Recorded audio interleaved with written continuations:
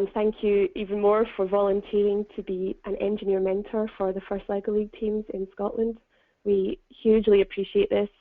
It's a scheme that we set up last year, and we sent engineers into every school and every team that were taking part in the First LEGO League, and we know that it made a massive, massive difference. And the kids raved about it and said that it totally inspired them, and now they wanted to be engineers. And teachers who were very reluctant to take part in the programme suddenly felt more confident doing it, just having some expert knowledge on hand. So, pat on the back, thank you so much for volunteering to help us. I'm Laura. Actually, I should really introduce myself first. I'm Laura. I run Landajam, and the First LEGO League is one of our projects. I run that in partnership with the Young Academy of Scotland, and Fiona McNeil is my colleague. She is from the Young Academy. So tonight Fiona is going to talk about what the First LEGO League is all about and this year's challenge, which is called Trash Trek. And then she'll mention a little bit about the engineer mentoring scheme and how that works, how we pair you with teams, and what's expected of you. And after that, we'll stop and we can chat, have some questions if you have any questions about the First LEGO League or the Engineering Mentor programme. And after those questions, I'll give a very brief overview of LEGO Mindstorms and the programming environment for that, just so that you're familiar with that before you go and visit your team. So Fiona, I'm going to hand over to you now. Are you there? Okay. Yes, excellent. I'm there. Thank you. So, yeah. Can everybody see the slides? I can. Yeah, I can see them. Great. Yep. Okay, brilliant. Cool. Yep. So just a quick proviso, I'm on my own with the kids right now. They've been fobbed off with Minecraft on the iPad, so hopefully they won't disturb us, but if there's a slight distraction, that'll be what it is. But hopefully we can get through all of that before they get bored. Okay, so I'm just going to give you, as Laura said, a brief introduction to what this is all about. Oops, sorry, if I can just... Okay. Sorry about that. I'm using two different screens at the moment, which is kind of confusing me. So I think Laura's already gone through the programme of what's going on today, so I'll just jump straight into the beginning. So what is First LEGO League all about? Some of you probably know all about it, but maybe others of you don't know so much, so I thought a general introduction might be quite useful to begin with. So it's a programme to help children discover the fun in science and technology while building self-confidence, knowledge and life skills.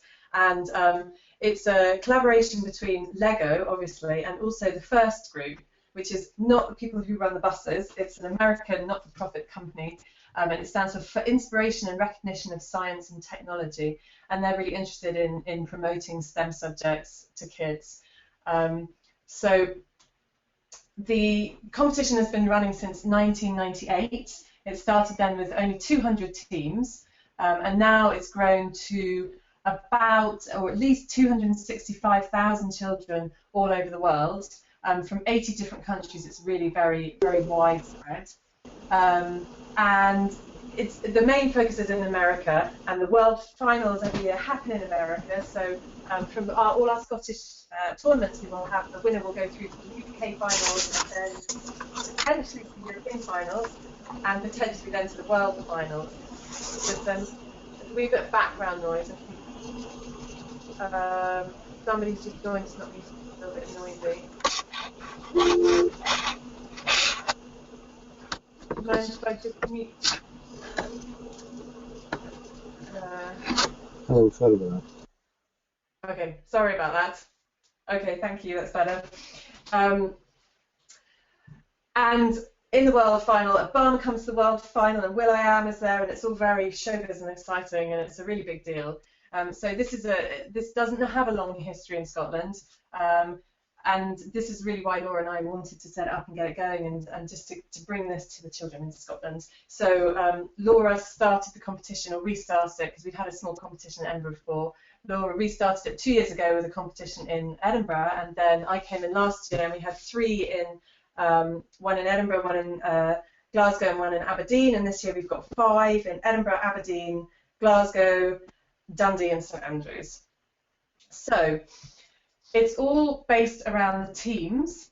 We have teams with who all have a dedicated coach. There are between 3 and 10 children in each team there may be more children participating in the activities in school leading up to the competition. A lot of schools do full class teaching with this, but on the competition day, teams have to be between 3 and 10 children, and the children are aged between 9 and 16, which means you've got primary schools and high schools all competing together. And there's no difference for the team. You get no advantage for being young. To make it easier, you just have to muddle along. And actually, we find that the primary schools often do really well, and they really are more than capable of holding their own. Every year there's a theme for the competition, and the idea behind the theme is to show that these things, this engineering and coding and this stuff that you're doing in competition actually has very direct relevance to the real world. So you can imagine the kind of activities that your engineering skills could lead to. So in the past we've had things like Nature's Fury was about extreme weather, Senior Solutions about supporting the elderly. Last year we had World Class, which was all about using technology in education. This year the theme is Trash Trek, and this is all about how can we improve the way that we make or handle rubbish. And the season teams are challenged to find better and more innovative ways to make less rubbish or to improve the way that people handle the rubbish that we make. So the theme impacts on the competition in 2 ways. First of all the missions that the robots have to do in the competition will be based on this theme, and they'll be all the missions are around the idea of rubbish and disposing of things and recycling and all that kind of idea. Also, the teams have to do projects. I'll say a little bit more about that in a minute. And the projects are always to identify a problem within the theme area, come up with an innovative technological solution to the problem, and to give a presentation about it. So the FLL Challenge, the big focus of the LEGO League, the most obvious thing, the thing that people really think about in relation to FLL, and the things that the kids mostly get the most excited about, is the robot game. You design and you build your LEGO Mindstorm robot, and you program it to complete the set of missions on the board in the given time.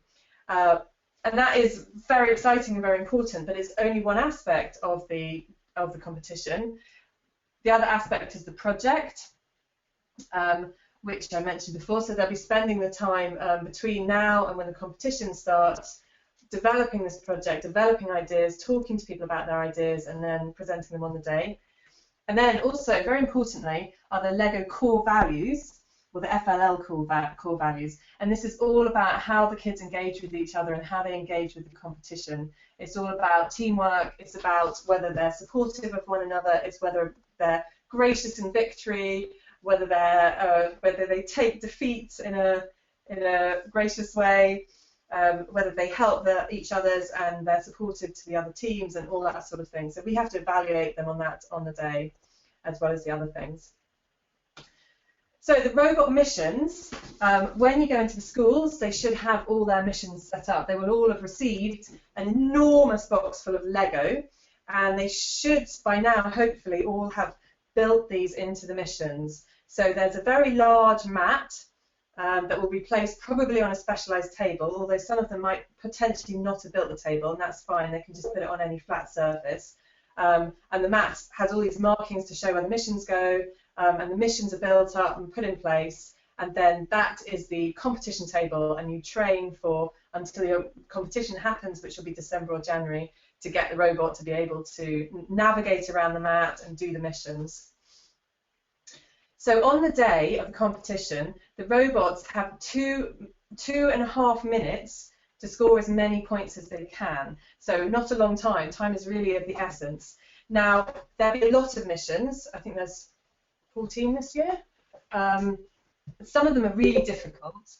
Some of them are really easy. The idea is that there's something for everyone. If you've got a team who've never done it before, group of 9-year-olds who've never experienced anything like this before, there'll be 1 or 2 easy ones that they can attempt, but also you get the teams of teenagers who are really obsessed with it and spend hours and hours and hours and hours on it, and for them also there's complexity enough that it's really challenging.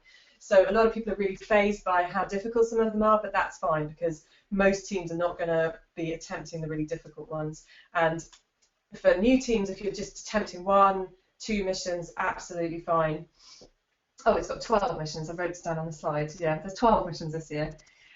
So one of the key things that the kids have to do is develop a strategy for getting the maximum points that they can. So figuring out what are the ones where they're likely to get the most points, what are the ones that are easy to navigate to, and so forth, and avoiding the ones that are maybe going to be too difficult, there's a risk they might not be able to get the points, and so forth. The research project, as I said, they have to choose an area relating to rubbish and investigate it further. And it's not just about dealing with rubbish, it's also about reducing it. Reduce, reuse and recycle, and they have to create an innovative solution for improving the way we handle this. They're very much encouraged to share their solution with others. So depending on what area of engineering you come from, maybe this is something that you can help them with.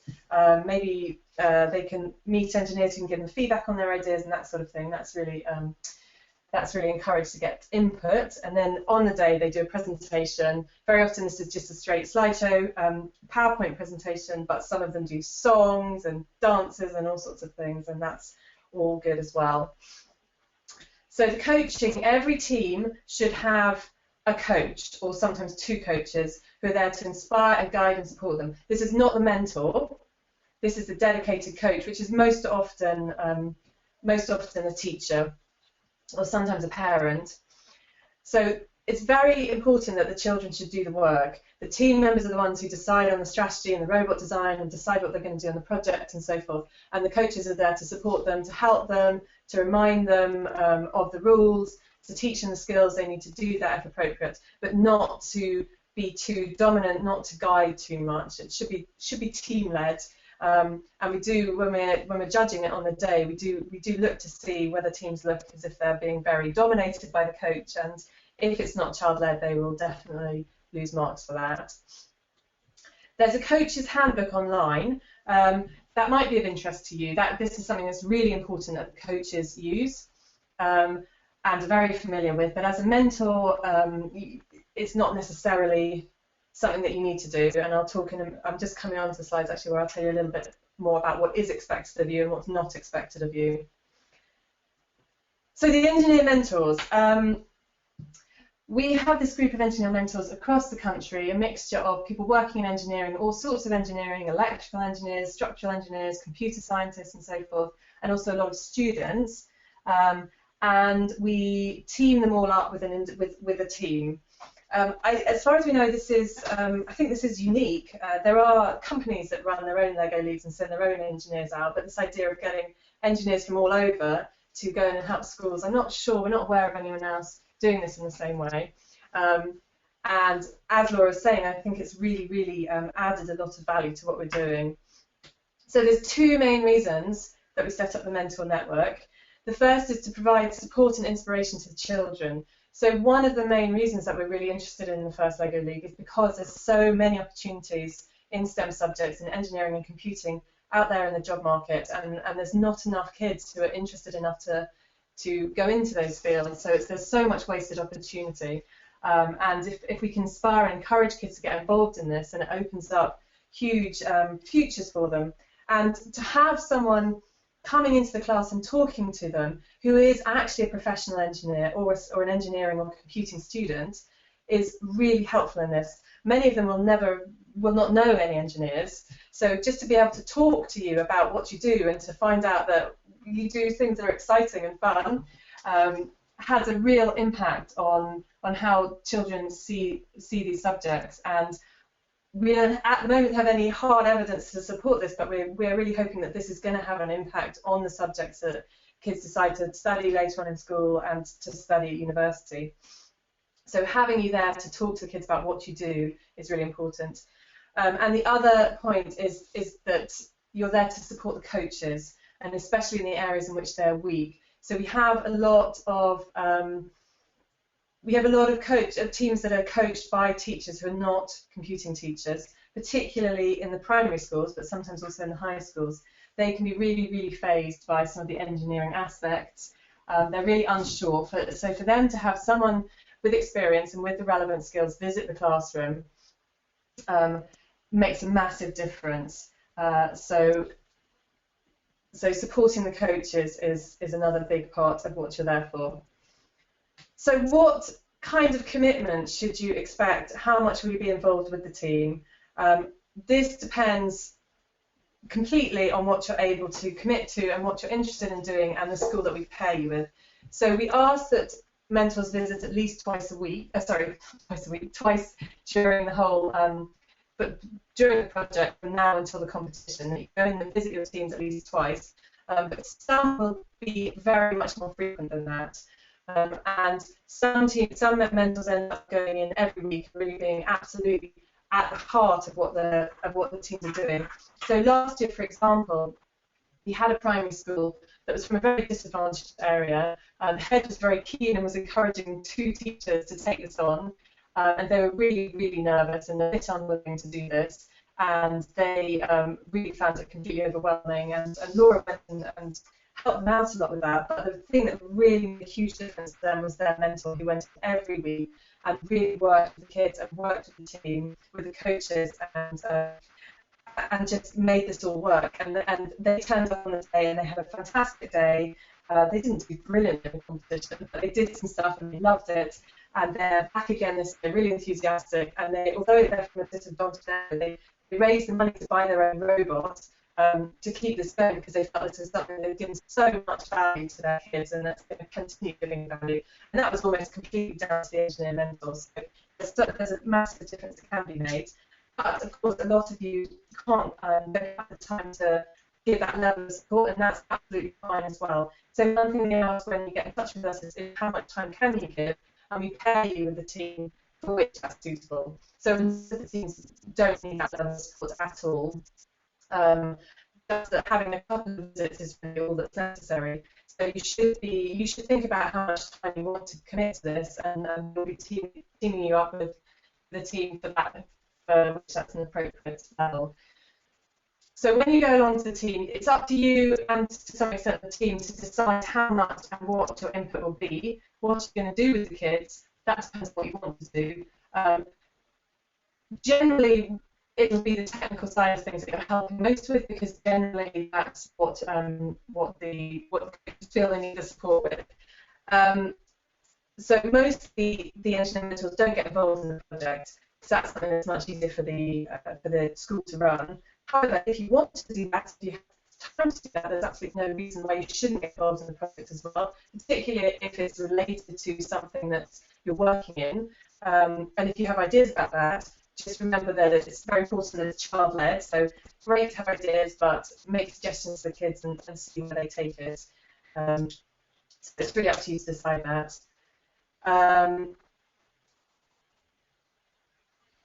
Yeah, so that's something you should discuss with the team when you first go to see them. So what your role is not to do, you're not there to advise them about how the rules work or things that go on in tournaments. If they ask you about what's it going to be like, how is it, wait, is this allowed or is that not allowed? You're not there to answer those sorts of questions. And the best thing you can do there is to refer them to us. Now, if you want to, do feel free to download the coaching manual and read all about this. And of course, you can provide input if you want to. Bear in mind that the rules, they look very complicated. There's a lot of rules. Once you get to work with the missions, it all becomes a lot clearer. There's also updates to the rules that override the rules that are in the original manual. So if you're advising on the rules, you should make sure that you're really up to speed with all of them. But in general, we wouldn't expect the mentors to be doing this. You're just there to inspire them and give them ideas, and anything technical about the competition is really something they should be talking about with us. You're not there to be in charge. You should have a coach with you. The teacher should be, or the coach should be in charge of making sure they're not too chaotic and helping you and supporting you in that. You're not there to supervise them at the tournament. There's no obligation for you to go to the tournament at all.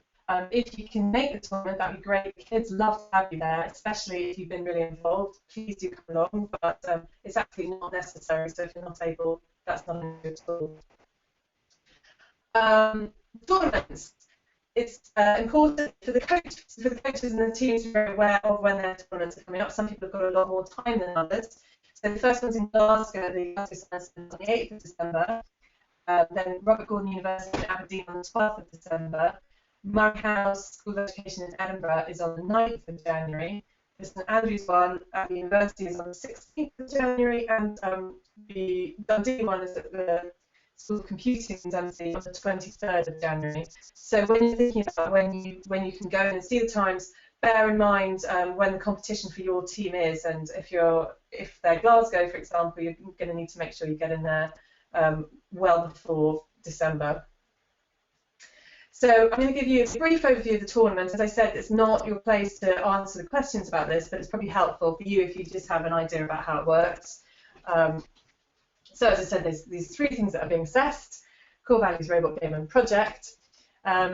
The project, on the day, they give their 5-minute presentation on their innovative solution, and they can be as fun or as straight as they want. It's up to them. And the core values,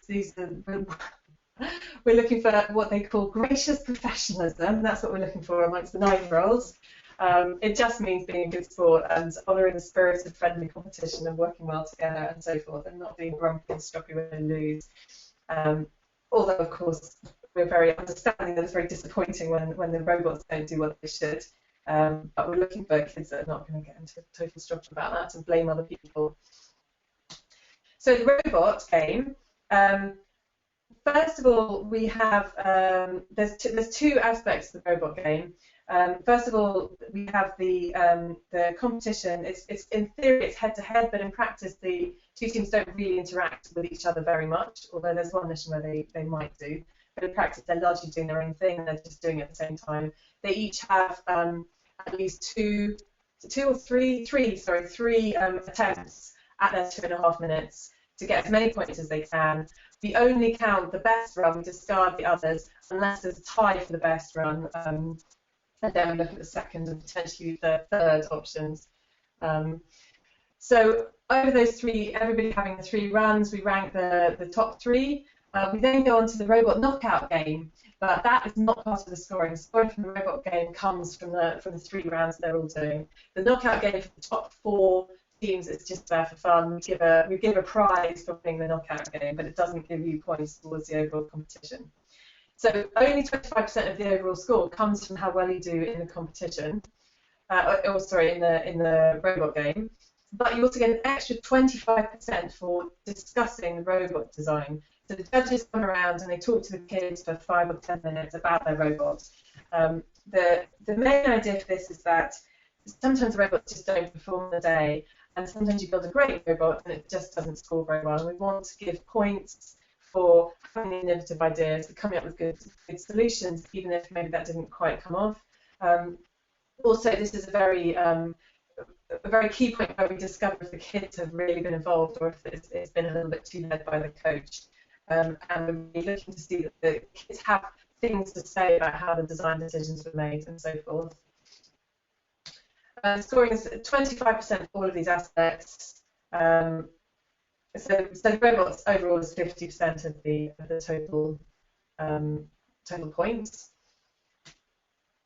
And the champions, as I said, this will go on to the UK final. These are the winners of the Edinburgh competition last year. The Borough Bears from New Grade 5, they're competing again this year, but I think this year they're going to be in the St Andrews tournament. So we'll have 5 Scottish teams going down to the UK finals, and maybe it'd be really nice if they could do well down there. So yes, I think that was largely all I wanted to say about the competition. But please go to the First Lego League webpage, and you will see they've got some videos there that you can watch, which we can send you links to. I actually meant to put a link in the slide. They've got a video about how the robot game works, about how the project works, and an overall introduction to the project. And we didn't play them in this because we figured it was a kind of waste of everyone's time if we're doing that when you can just watch it online at any point. But it's really worth watching those before you go and visit the teams. So that's a quick introduction to what it's all about. Does anybody have any questions about that?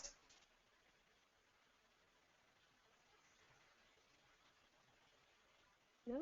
So I guess we could say we do require all engineer mentors to be STEM ambassadors.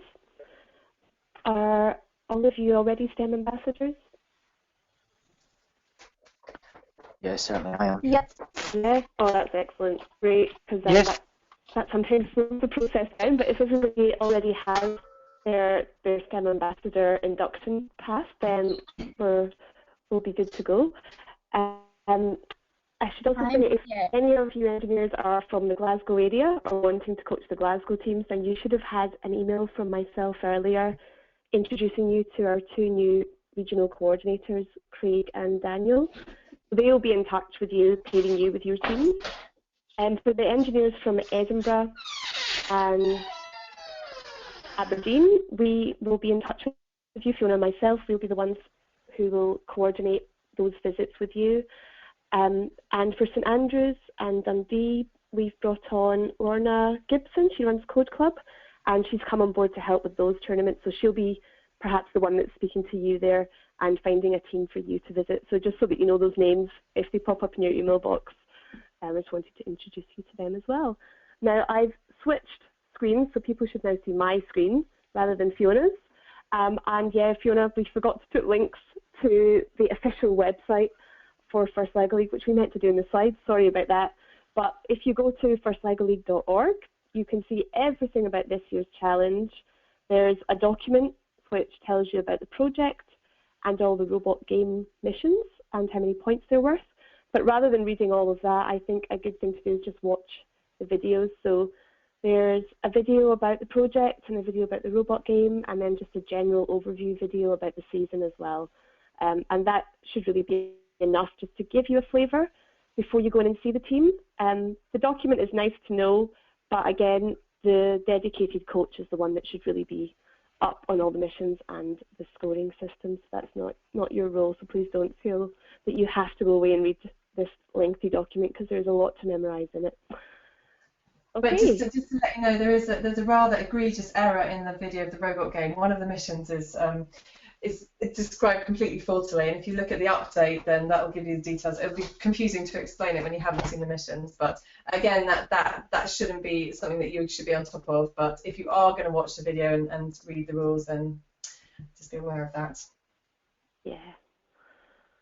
Okay, so I guess last round for questions about the Trash Trek season or just First LEGO League in general. No?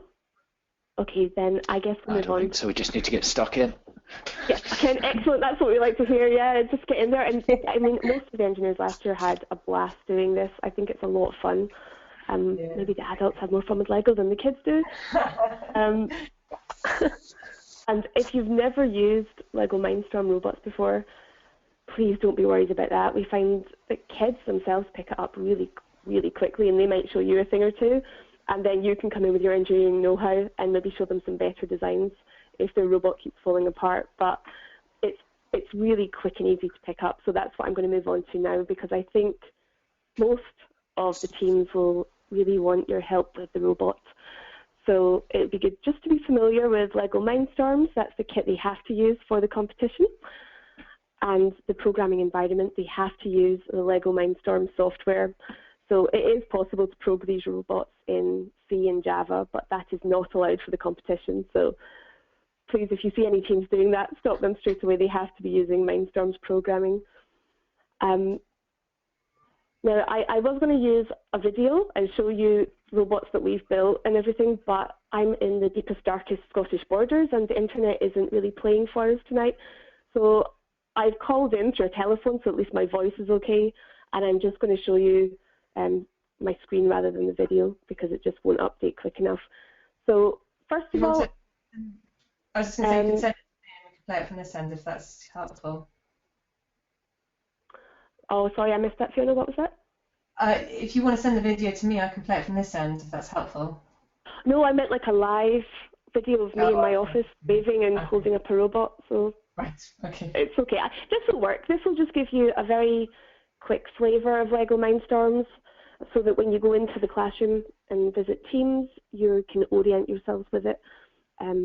So that's all we really need to cover, and I think this should be sufficient for that. I found there's two great websites sometimes I use to refresh my memory on the programming of these robots. One is EV3 Lessons, and these were put together by one of the first LEGO League teams last year.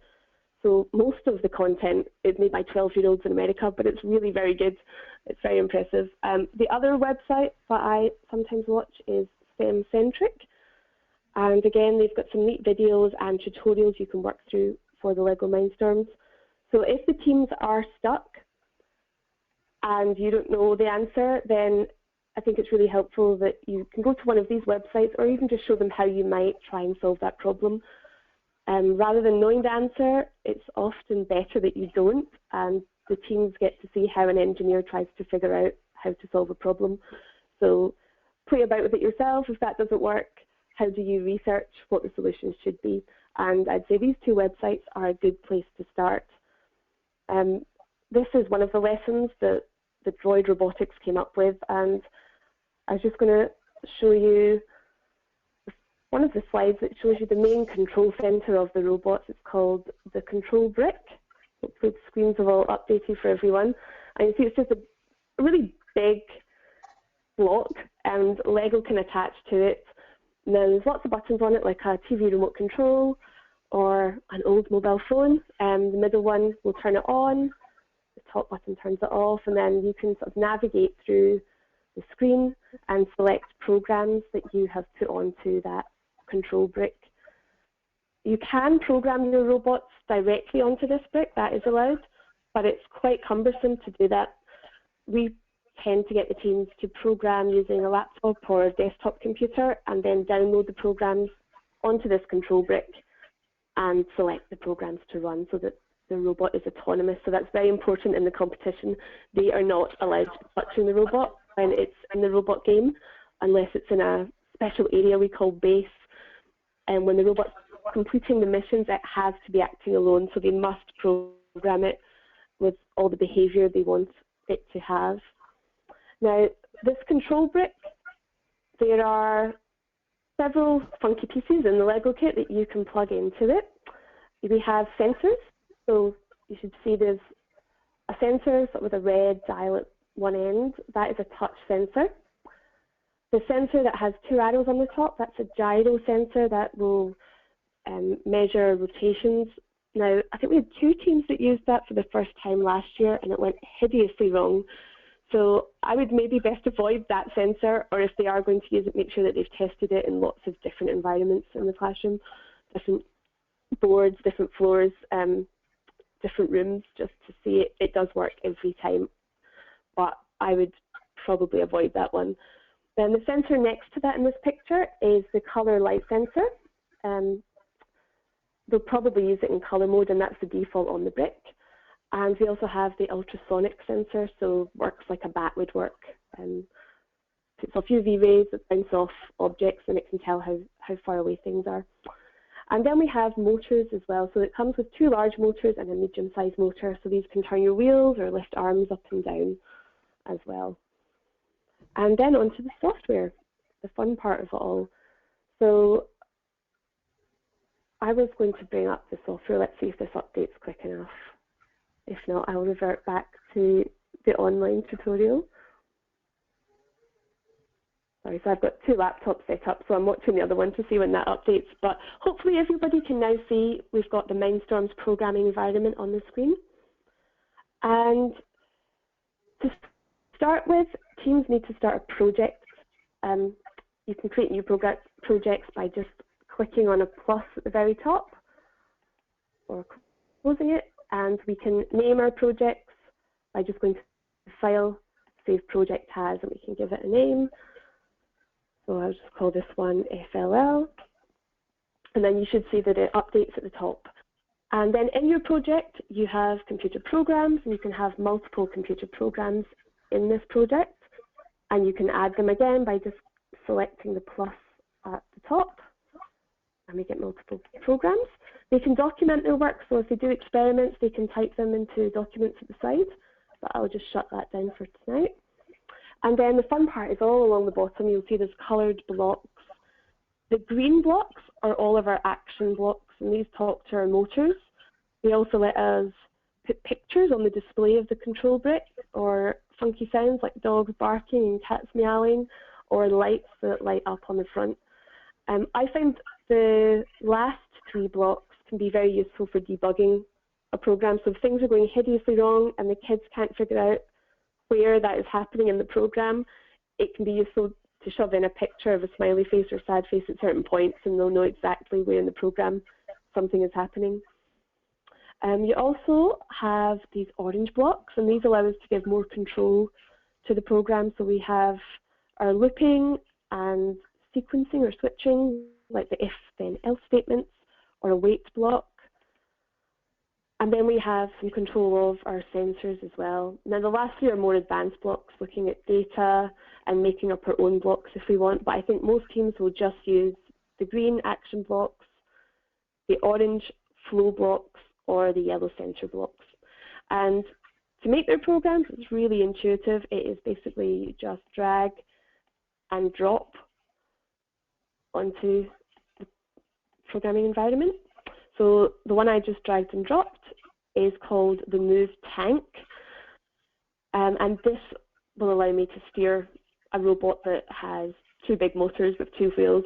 So it assumes that you always put the motors and wheels into ports B and C of the control brick, but kids might not. They might put them in A or D. And often when they program something and it doesn't work, it's because they've plugged the motors into the wrong port. So that's a good thing to know about. If things aren't working, go and look there. Another sanity check actually is, I've got a robot here I'm going to turn on and show you. If I connect a robot to the computer, then when they're talking to each other, I get this nice view at the bottom right hand corner of the screen. Sorry, it takes about a minute for the robot to load up, but once that comes on, I'll show you the bottom right hand corner. It shows you exactly which motors and which sensors have been put into which ports, and that's a really good sanity check. Oh, should be heard okay, so that's my robot is now woken up, and you can see hopefully the bottom right corner now shows me the robot that I've got actually has motors in A and B.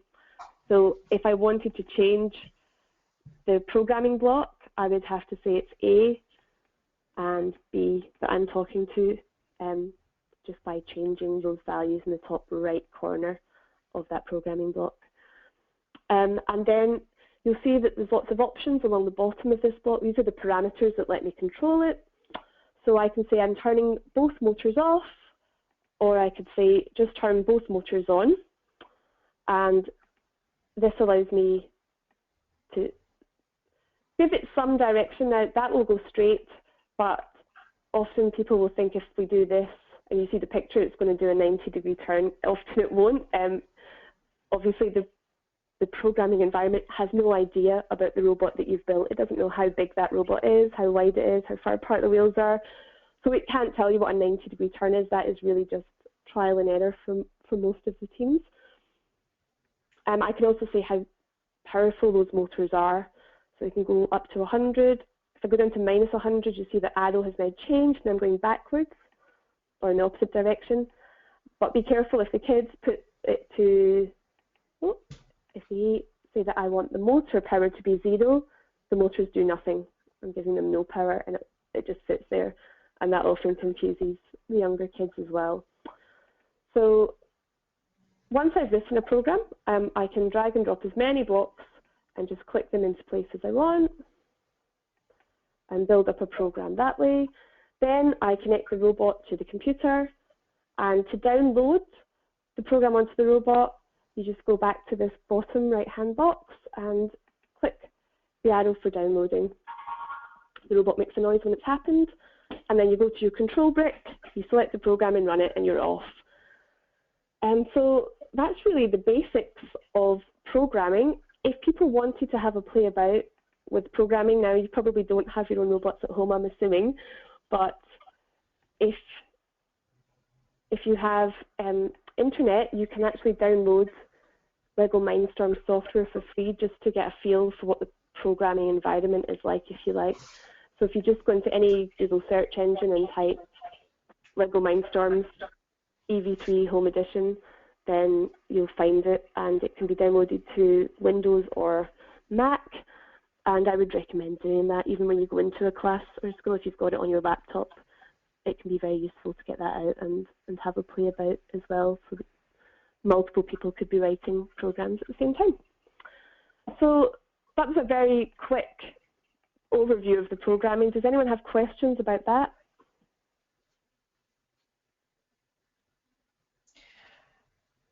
So I was just going to follow up the question that came in chat. Hopefully that should be a lot clearer now.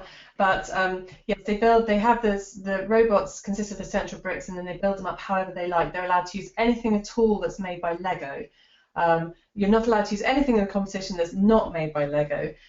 So for example, last year one team they got a bit of paper, and they put it to go in their base, to sort of draw on all the places where they wanted to put the robot to start it. That was not allowed. And so another team brought a ruler. That's not allowed. But if you construct something out of Lego or something manufactured by Lego, that's absolutely fine.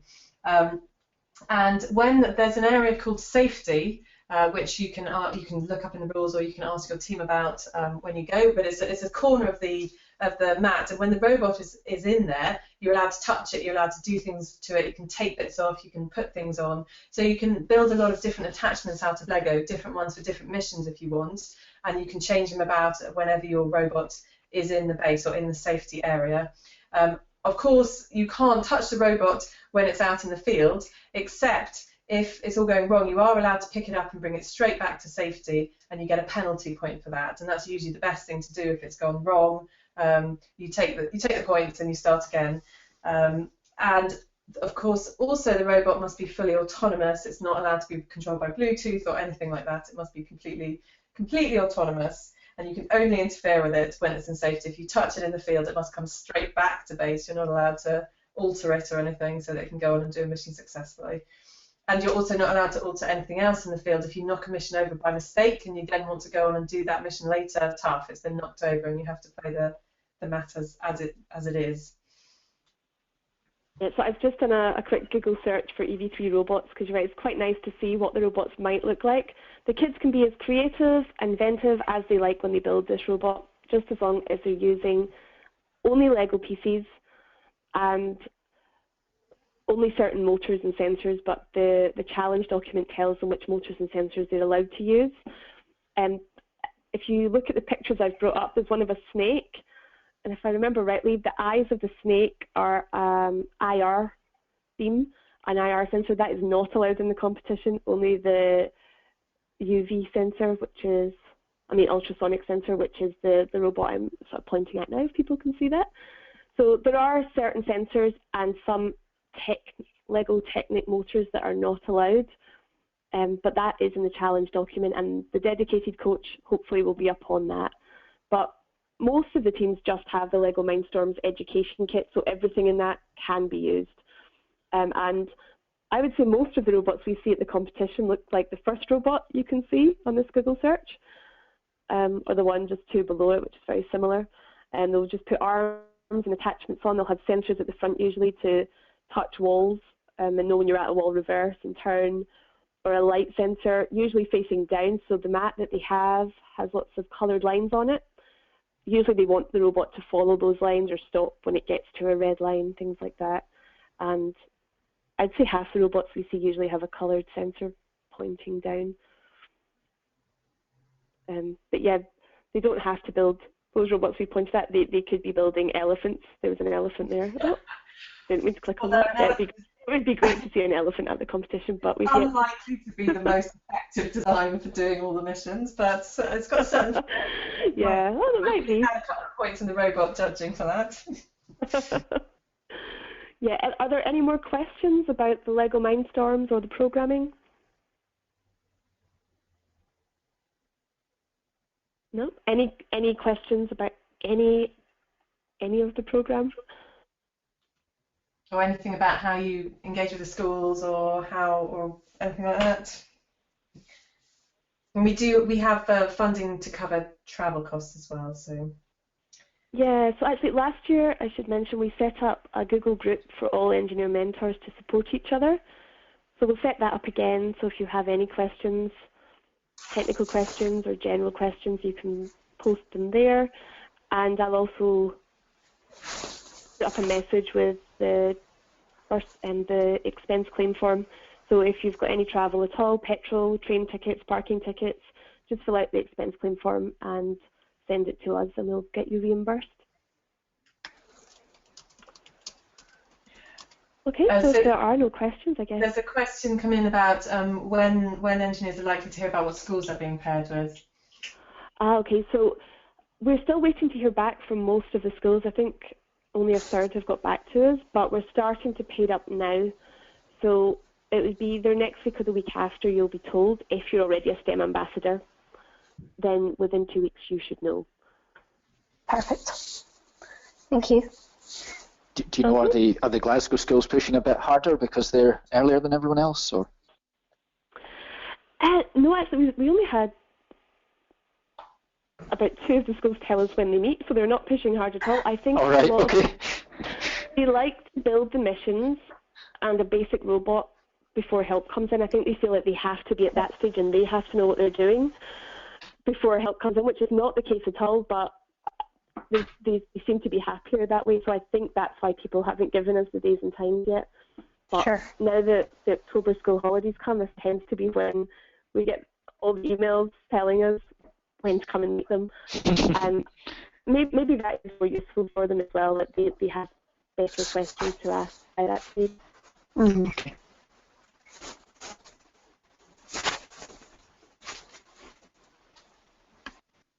Any other questions? Okay, someone said they're not a STEM ambassador yet. I'm hoping it's not a problem. So most of the STEMnet contractors will get people together to become STEM ambassadors twice a month. So I know the next one in Edinburgh is the 21st of October, and then it usually only takes 1 or 2 weeks to get the PVG check. Sometimes there's issues, but most of the time there's not. I assume it's the same in Dundee. I think you have a different contractor up there. It's from the Dundee Science Centre. And actually sometimes they let you just pop into the office and complete the forms and you don't have to go along to their induction. So that might work out as well. So if it is, then we could come and visit the team with you and then you don't have to have the PVG checks that are already disclosed. We will keep you updated on that. If you could get in touch with your STEMnet contactor, find out when the induction is, let us know. That would be great. If it looks like it's a problem, we'll message you and arrange to visit together. Another question came in. Even if you've got a PVD disclosure already, you still need to go through STEMnet because some of them aren't just for saying that you're safe to work with kids. We have to go through the STEMnet process. They'll look at the PVG you've got and see if it's relevant and what we need, then rubber stamp it. They also provide the insurance for us, so if things do go wrong, then we're covered. So yeah, you do still need to be a STEM ambassador, even if you have a PVG disclosure done already. But hopefully if you have a PVG disclosure, it will be very straightforward. So it should be, yeah. And so will I finish the form online? I'm assuming that question is about the STEMnet ambassador form. So yes, you finish the form online and submit it, and then they contact you and invite you to an induction or tell you to drop into their office. Okay, thank you. No problem. Okay, any other questions?